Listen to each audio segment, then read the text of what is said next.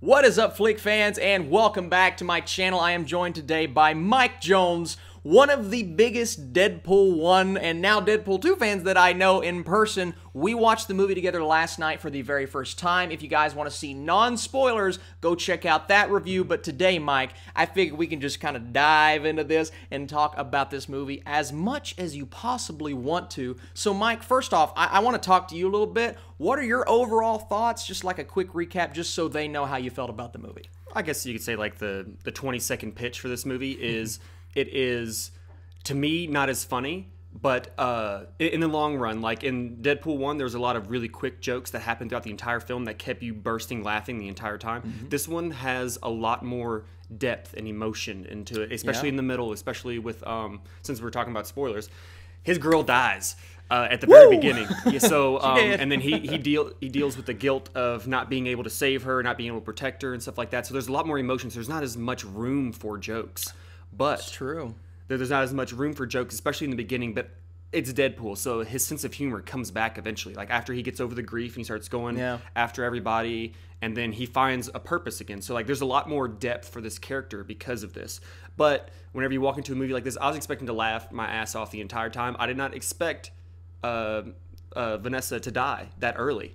Like I expected her to die. Yeah, it really does hurt. It really does hurt. So in the long run, it's not as funny of a movie, but there's a lot more depth. I think it's a more well-rounded story and movie. There's still that Deadpool sense of humor. Like everything that you could ever think of is in this movie. But there's a lot of things you just don't expect to happen, and it keeps you on edge at all times. You have no idea what's going to happen. Oh, I completely agree with that. And that's the thing about the first one is Deadpool 1, we were talking about this last night, the story was a bit more simple. This one has a lot going on, and for some, I think that can maybe come at you a little bit too fast because it switches from story to story to story, and that was kind of one thing that I was missing, not to get into negatives already, but I liked the storytelling aspect of the first one because they took this simple story and they presented it to you in a way that it didn't really seem simple until you go back and you look at it. But Deadpool 2 is just chocked full of some absolutely incredible moments, Mike. So to start this thing off, and we are talking spoilers so we can go heavy into this, fellas, what is your favorite, not necessarily your favorite moment, but some of your favorite moments from the film as a whole, whether it's comedy or emotional beats? The whole emotional bit where just right after Vanessa dies and Deadpool, just that entire opening sequence, like I didn't expect to have like that much depth, especially since like Vanessa is hot and then she died, and I felt really bad about that. And so like whenever she died, I was like man, I did not expect this at all. So like that moment was probably, it sticks out in my mind the most. Yeah, like all the little comedy bits, all the little little funny gags they have are great, but like I feel like the best part of the movie was that little emotional trauma that he was going through at the very beginning. And then I think still my favorite joke is whenever he got pulled in half by Juggernaut, and then they were chilling in the living room in Cable, and then he's like Deadpool. He regrows. So he has his two little baby legs growing, kind of like in the first one where he had the baby hand. And Cable walks in and is like shake on it, and the Deadpool gets up and just like waddles over like a little 2-year-old, and then it cuts to a 2-shot of Deadpool just like walking right up to him, and he's like at chest level. They're like, oh my god, he's taking his first steps. This is amazing. Like, I love how even the supporting cast has Deadpool's sense of humor. Oh yeah, you know that? Like Tim Miller, like he absolutely kills his scenes. There was a few jokes that he threw in that kind of fell flat for me. Yeah. Oh, TJ Miller. Yeah, TJ Miller. What did I say? Tim Miller? Yeah, Tim Miller. That's the director of the first one. Oh, really? So you got that from somewhere. I thought TJ Miller directed it. Oh, whatever. Anyway, but so TJ Miller, some of his jokes fell a little bit flat for me, but for the most part, he is a great supporting character in this franchise, and I love that all of his jokes are just, they're usually on point, but there was a few of them that he had, especially when he's getting tortured or whatnot. Like I feel like those jokes kind of fell flat. Yeah, and that's what really kind of sucks because apparently they're not bringing him back anymore after this. And I kind of saw that coming after what happened to him with all the stuff going on behind the scenes and what he did in real life. But yeah, I agree with you. Don't drunk call people. Yeah. Don't On a drunk train. call on a train. Don't drunk call police. That's all you have to do. Don't do that, and you can be in the next Deadpool. But yeah, but he can't now because he's just made way too many mistakes. Although I would like to see him back very much because I love his character. Like you said, some of his jokes fell a little bit flat, but the scene when Cable has him tied up and he is just telling him everything, I thought that was classic TJ Miller. That was his character. That was what we wanted from the first one. Like during that scene, there was like one joke. I can't remember specifically what it was, but he threw one joke out there, and I was just kind of like. Yeah, it wasn't that great, but the entire scene, every scene that TJ Miller is in, like he kind of takes command of. I mean, it's kind of like he is the comic relief. Yeah, they even point out to it, and it's Deadpool, so they're gonna point out everything that they ever say. They're gonna point it out. Yeah, but he killed every scene that he was in, but like every now and then a joke would just kind of fall flat for me. Yeah, and like it's just my personal sense of humor. Like he's still funny, and Deadpool's still funny, and everything about this movie is great. It's just like. How we were talking before this, like how we like it a lot, but we don't know if we love it. We'll have to see it a second time. That's the thing. I feel like a second watch will make this movie either better or the same. I don't think this movie is going to get any worse. It's not going to get any worse, no. Deadpool, for me, the more I rewatched it, it never really went up or down, but the more I rewatched it, the more I appreciated the humor. And I think that kind of humor for a person like me, and I know a person like you, Mike, it really works, and it works well. Some moments... Because we are dark individuals. Oh, we are. Well, I think that comes down to our sense of humor because you look at a comedian, a lot of people say comedians are very dark people. And there's so many examples like that in Hollywood, but our sense of humor, Mike, I feel like when we're together, we are constantly making jokes and we are constantly ripping on other people, and that just comes down to what kind of sense of humor do you have, and that's going to determine whether you like Deadpool or not. And it's also because we're terrible people, too. Oh, we are. So yeah, we're just terrible. Absolutely. We are the worst, Mike. Okay. The absolute best. We're the worst. So there are some things in this movie that I thought about after I did my review last night, and not that I could have talked about it anyway because it is spoilerific, but I loved how when Vanessa died, that's her name, right? Vanessa? Vanessa, that's her name. Vanessa in the movie, yeah. When she died and Deadpool kept coming back to her, the whole him going down, first of all, I thought it was a riff on Get Out because I thought he was going in a sunken place. But if you think about it, it's the Deadpool. It's the Deadpool. Oh, I didn't even think about that. I was thinking that it was a reference to, it was a foreshadowing to whenever he fell through the ice, because then he literally fell through. But then he literally fell through, and then he fell into the Deadpool. That makes sense. There's this, I can't remember what the story arc is called in the comic books, but there is a way that ties back to his name, Deadpool, and it is him being sunken down into a Deadpool, and I think that's what they were going for here. I was thinking sunken place and foreshadowing, and I was thinking sunken place and foreshadowing into him falling through the ice after whenever they escape the prison. Yes. So now that you bring that up, like that actually does blow my mind a little bit. Like the whole Deadpool. Deadpool. Yeah. So, gosh, there's so many like little quick-witted jokes in here, and there's a bunch of just like ones that are just absurdly funny. But like, I'm really glad you brought that up because that completely changes that for me. It does. Like, it really does. I think it makes it a little bit better because when I first saw it in the movie, first of all, for me, I had some issues with the pacing, right? The first 20 minutes I liked the moments a lot, but it was a bit choppy the way that it was kind of tied together. It's like it kept jumping from one thing to another. But the more that I think about those moments, the more I'm like, I'm okay with that because of the way Deadpool presents itself as a film, not just the first one, but now this one. It knows what it's doing, and it knows that it's able to tie in all of these things and make fun of all these different movies, so it kind of has to have a lot of elements in it. I think it could have been edited maybe just a tad bit better, but the more that I think about those moments, the more that I like it. And I also like the scene when they were in the prison, and you got to see Ryan Reynolds' Deadpool without his powers again. Kind of like in the first movie, but then you get him kind of vulnerable, and he has cancer, and he's sick, and you can see he's that dying again. Yeah, it's emotional, man. Yeah, there's a lot of emotion. And then in this movie. At the same time, he's still like in the quote unquote sunken place. His mind is going like just downwards. Like, I just want to die. Please just let me die. I can't live without Vanessa. If you guys don't know, they have a shock collar of some kind around that takes weight that de-enhances their mutant powers, and they have that for every mutant that's in this cell block. The icebox, I think is called. And it ties into the end, too. And it ties into the end very well as well. And just all of that, like, you see like even though we can't see Ryan Reynolds' beautiful face during this time, but you could just see like the emotion on Deadpool's face and everything that's going on, and like you can just like Ryan Reynolds is phenomenal. Oh, he's fantastic. He's absolutely phenomenal. Like he can. It's kind of a shame that like he's only having fun when he has the mask on most of the time. That's so true. like we don't get to see his facial expressions when he doesn't have the mask on, but like every single time his mask is off, he's just pure actor. Like that is amazing of what he can do. His range is crazy. It's also a brilliant way to go in and add lines that you wanted to change up a bit, because his mouth's moving. Like, his mouth will move up and down or something like that. Yeah, and it's not like a lot of these scenes. It's not him actually saying it in the scene. They can dub it over later on, and it's easy to do. And I think that's the brilliant thing about having a mask like that. And I feel like they do the same thing with like the Spider-Man movies as well. But one of my favorite scenes in here, Mike, and I want to get your take on this, because this might have been my favorite sequence, is they build up the X-Force. They base the trailers on the X-Force, and then they all just die. Yeah. Immediately. How did you feel as that was happening?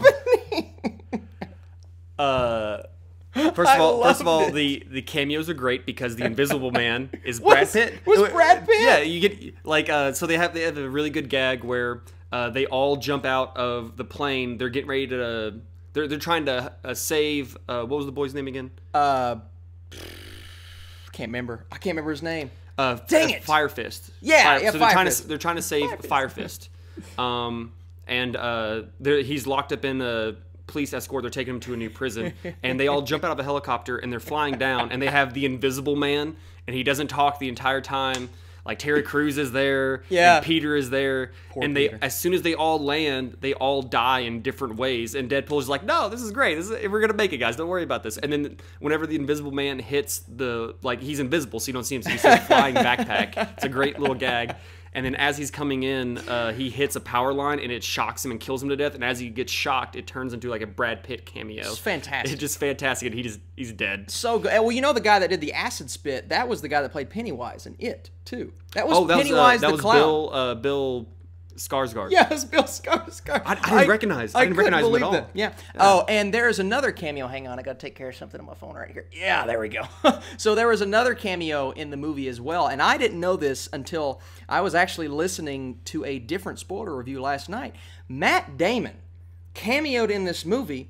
You know the scene when Cable shows up and there's two really hillbilly guys sitting on the back of their truck? One of those guys is Matt Damon? One of those guys is Matt Damon. I didn't know. Was it the fat guy? Was the fat guy with the beer gut? It's Matt Damon, dude.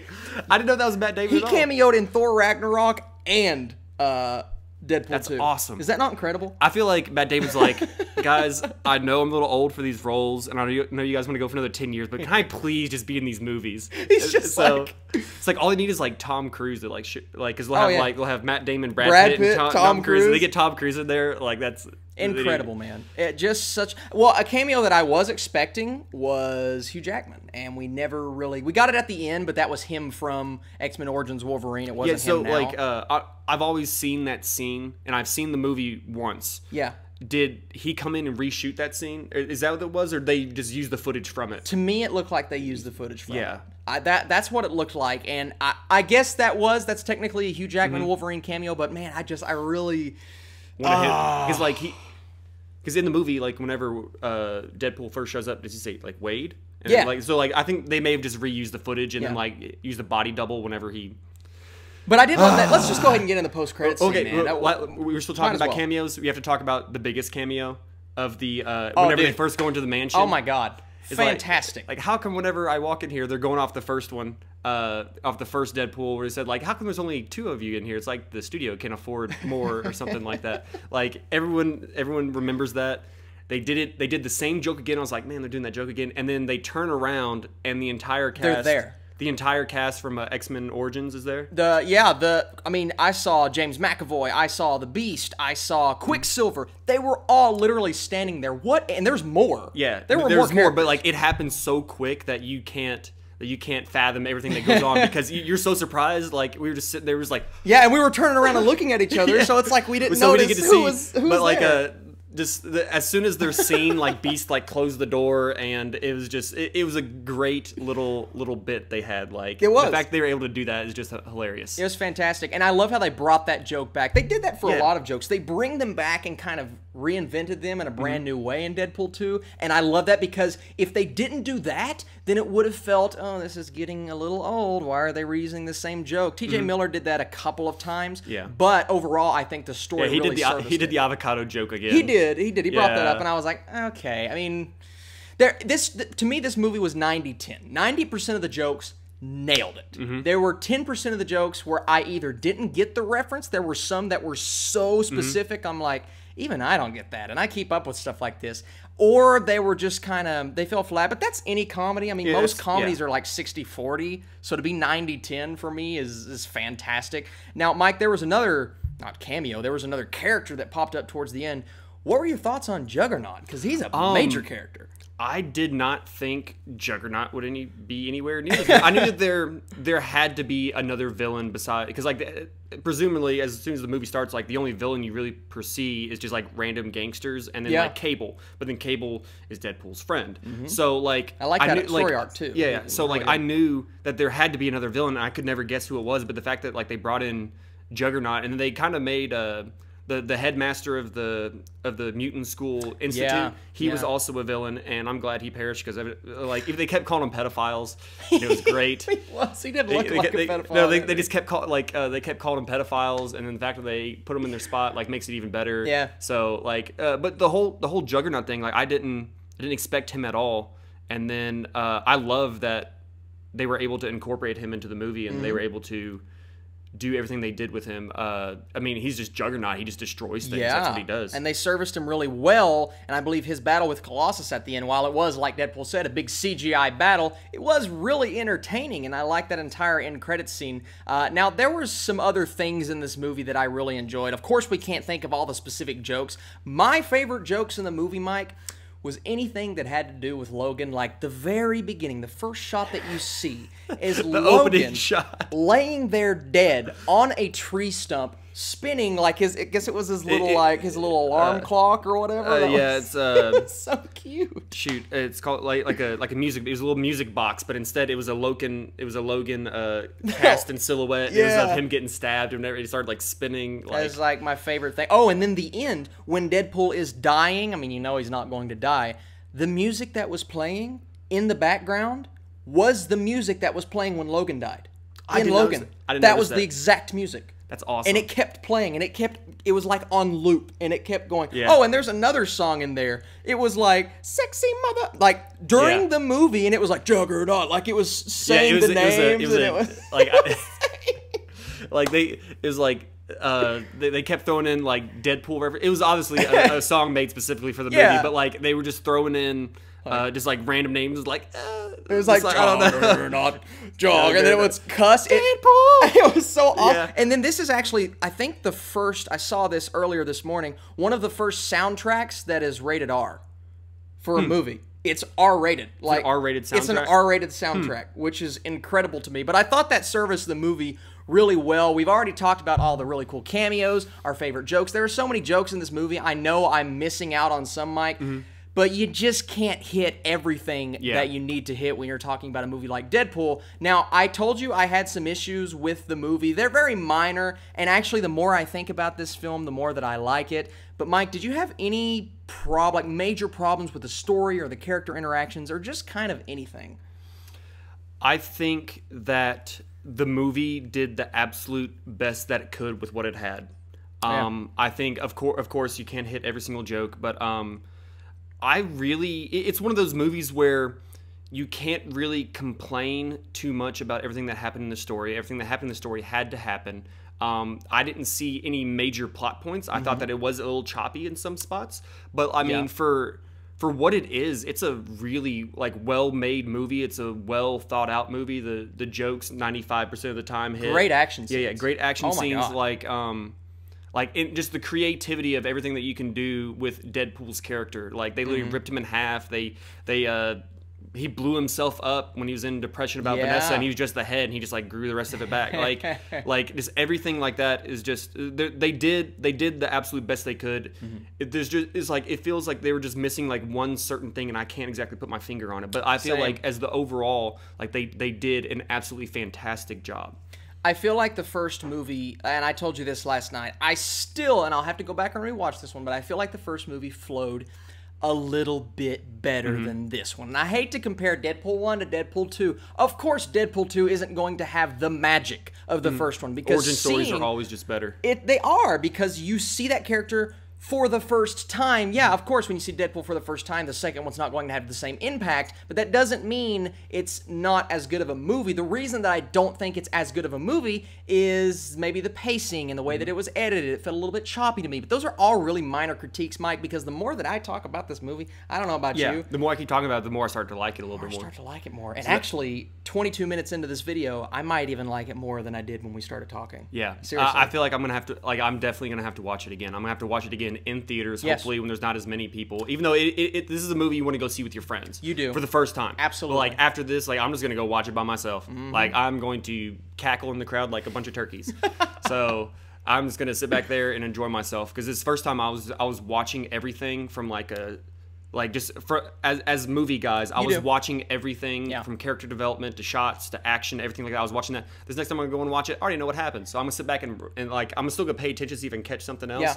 But like, I'm going to sit back and just relax, because this is just a great movie to go watch. It is. It's just amazing. It is. And the same thing kind of happened to me to Avengers Infinity War. And I'm not comparing those two movies at all because they're completely different. But the second time that I watched it, not saying I turned my brain off, but I could focus more on the entertainment value, and that movie got to me even more than it did the first time. Okay. And I feel like Deadpool 2 could be, because like you said, we kind of focus on, okay, how is this edited? How is this shot? And because of that, I feel like I maybe missed some jokes. I maybe missed some plot elements that could have swerved me a different way. And I feel like if I go and watch this again, it's not going to go down, because I just feel like the entertainment value to me is going to go up, and that could serve this movie well. If you guys want to see, and I'm going to go ahead and wrap this up, Mike, because we've talked about this so much, but if you guys want to see my thoughts after I watch it a second time, I will be doing my podcast on Sunday and giving a score at the end of that podcast. That is Popxcast, and I know you've just sat and listened to me and Mike talk. If you want to hear me talk for another 30 minutes, please check that out. I want to thank Mike so much for doing this video with me. We got to watch the movie together last night. Just us sitting here talking has made me appreciate this movie a little bit more. Do you have anything else you want to say, you want to plug,